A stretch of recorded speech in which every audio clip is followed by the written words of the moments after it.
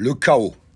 Le chaos annoncé par cet hiver, par énormément de personnes, et maintenant, si vous savez lire entre les lignes, annoncé par Elisabeth Borne, cet après-midi, à travers un congrès avec les entreprises, en expliquant qu'on n'aura pas assez d'énergie, pas assez d'électricité, pas assez de gaz, et on commence à parler de bouffe aussi. On commence à parler de bouffe. Imaginez-vous un petit peu. Le chaos pour cet hiver.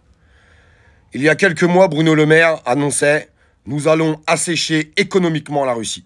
C'était les annonces de Bruno Le Maire, les annonces du gouvernement français, les annonces de l'Europe.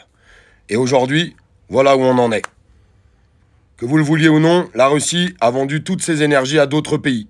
Et nous achetons ces énergies à ces autres pays beaucoup plus chères, mais pas avec le même volume. Elisabeth Borne annonce qu'il faudra peut-être rationner. Rationner le gasoil, rationner l'électricité, rationner le gaz. Jusqu'à quand la bouffe? Je vous pose cette question. Cet état de chaos, est-ce à nous de payer les erreurs gouvernementales? Est-ce que la guerre s'est arrêtée en Russie? La réponse c'est non. Est-ce qu'on les a asséchés économiquement? La réponse c'est non.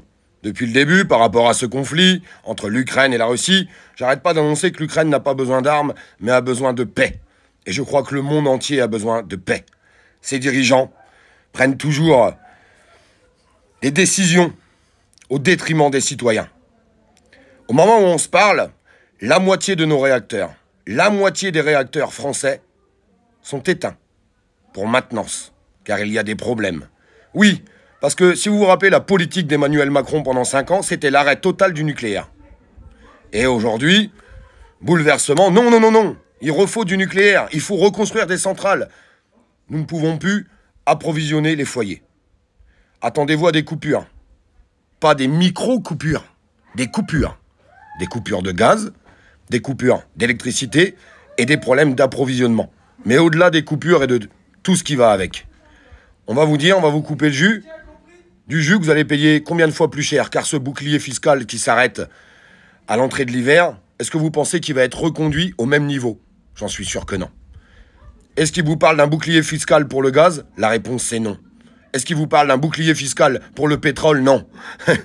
Une poignée de cerises jetée à la gueule des Français.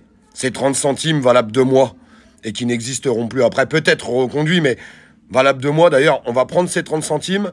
Le gasoil était à 1,70 €, il est passé à 2 € et on nous enlève 30 centimes. Supercherie. Le chaos. Mes amis, il va être temps de se réunir, il va être temps de s'unir et il va être temps de réagir tous ensemble. Soyez unis, tous ensemble.